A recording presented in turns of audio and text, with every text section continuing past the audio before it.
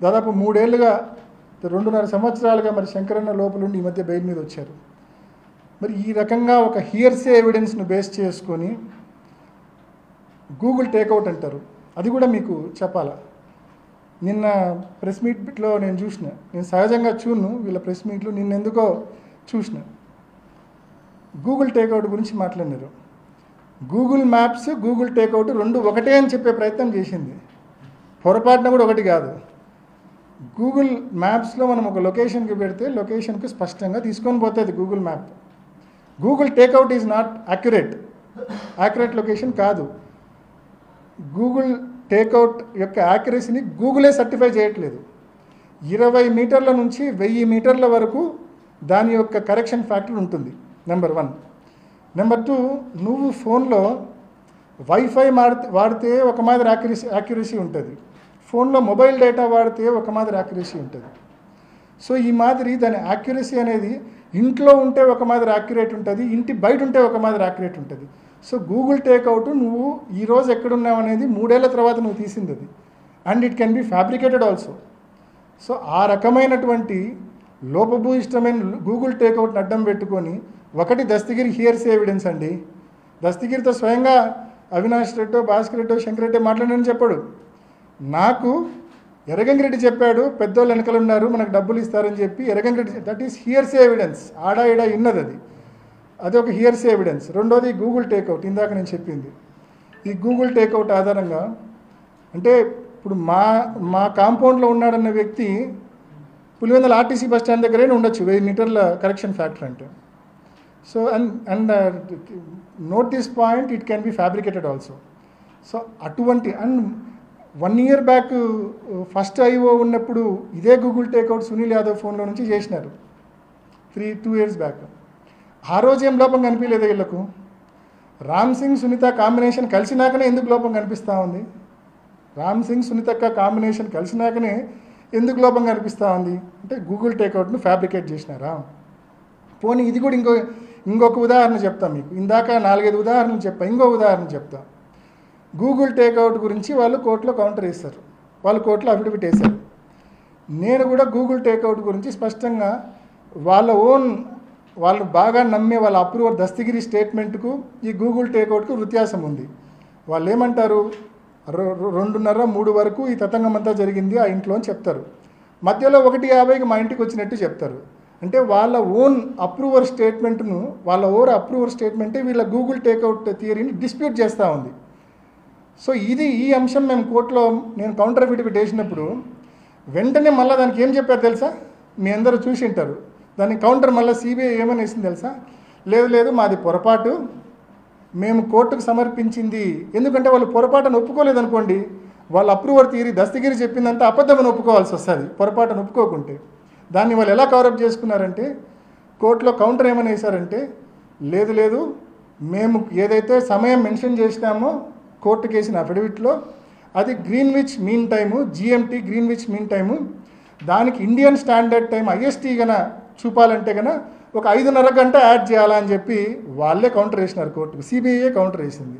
అంటే వాళ్ళ అలిగేషన్స్ను వాళ్ళే తప్పు పట్టుకున్నారు. అంటే దానికి అది జిఎంటీకి ఐఎస్టీకి మధ్య 5:30 గంట వ్యత్యాసం ఉంది. సో ఆ 5:30 గంట వ్యత్యాసం నేపథ్యంలో ఇంకా టైమింగ్సే మారిపోతాయి పూర్తిగా. సో ఇంత ఇల్లాజికల్ నిందలు వేసిన తర్వాత మేము కోర్టులో అఫిడవిట్ వేసిన తర్వాత మళ్ళీ 4 గడుచుకొని దాన్ని కరెక్ట్ చేసుకోవడం. నేను కనీసం ఈ అరగంటలో మీకు 5-6 ఉదాహరణలు చెప్పా. ఏ రకంగా సిబిఐ సునీతక్క ప్రతిసారి నేను వాళ్ళ తప్పులు ఎత్తి చూపడము, వాళ్ళు దాన్ని కరెక్ట్ చేసుకోవడము. కానీ ఒక అబద్ధాన్ని ఏం చేస్తే అది నిజమవుతుంది? అది మీరు ఎన్ని తిప్పలు పడితే అది నిజమవుతుంది?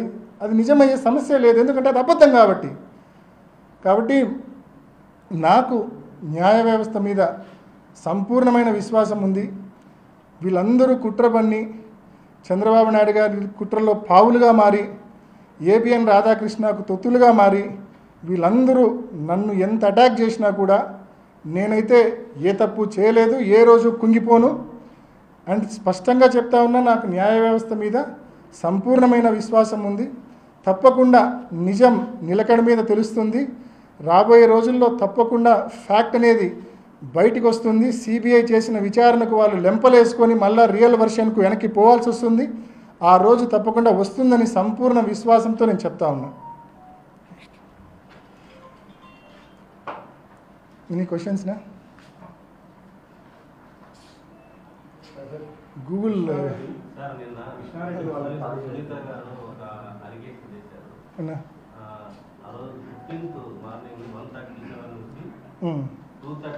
ఇది కదన్నా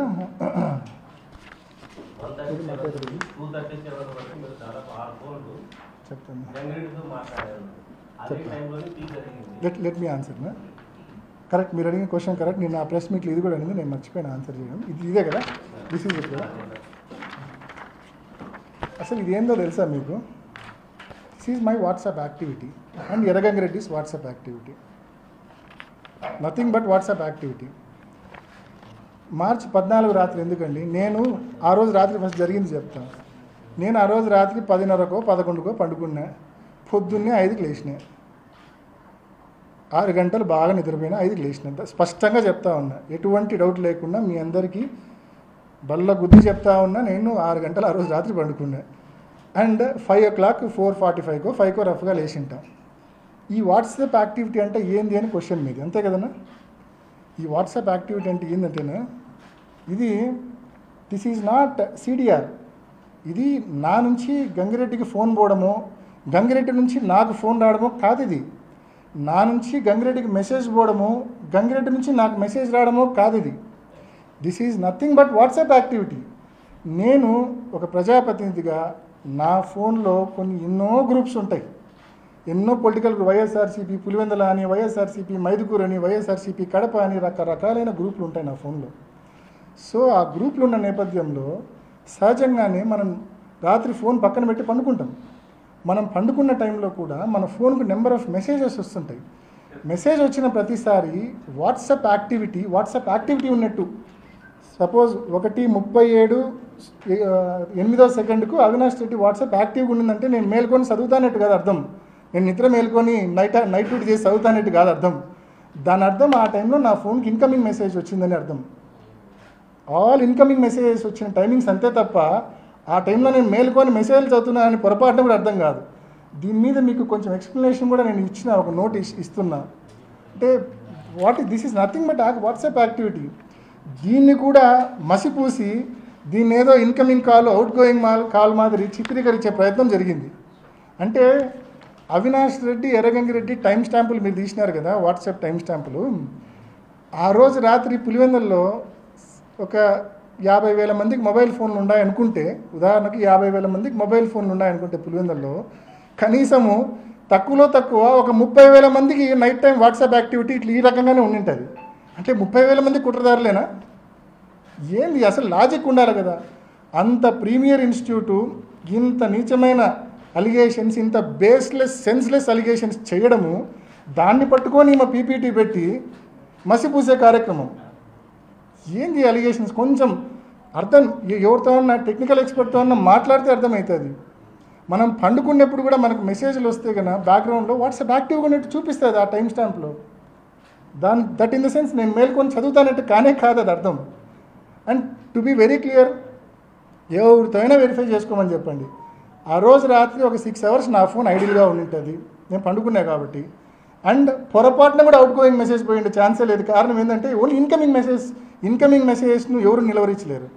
ఫోన్ ఆన్లో ఉన్నప్పుడు ఇన్కమింగ్ మెసేజ్ రాకుండా ఆపగలమన్నా? వస్తాయి కదా సహజంగానే. బట్ దట్టు ఎర్రగంగిరెడ్డి నుంచి నాకు ఎటువంటి ఇన్కమింగ్ మెసేజ్ రాలేదు. మళ్ళీ అది కూడా క్లియర్గా చెప్తున్నా. నాకు ఆ రోజు రాత్రి ఒక 10 మెసేజ్లు వచ్చిండొచ్చు. వివిధ గ్రూప్స్లో ఉంటాం కాబట్టి పార్టీకి సంబంధించి రకరకాలైన మెసేజ్లు వచ్చిండొచ్చు. తప్పేముంది దాంట్లో? వాట్సాప్ యాక్టివిటీ ఉంటే తప్పు చేసినట్ట? ఏంది అసలు ఈ విమర్శలేంది, ఈ నిందలేంది? అసలు నేను చెప్పిన హియర్స్ ఎవిడెన్స్లో కానీ, నేను చెప్పిన ఆ గూగుల్ టేక్అవుట్లో కానీ, ఇందాక చెప్పిన ఈ వాట్సాప్ యాక్టివిటీలో కానీ ఏమన్నా బేస్ ఉందా ఒకసారి మీరు ఆలోచించండి. కొంచెమన్నా బేస్ ఉందా ఒకసారి మీరు ఆలోచించండి.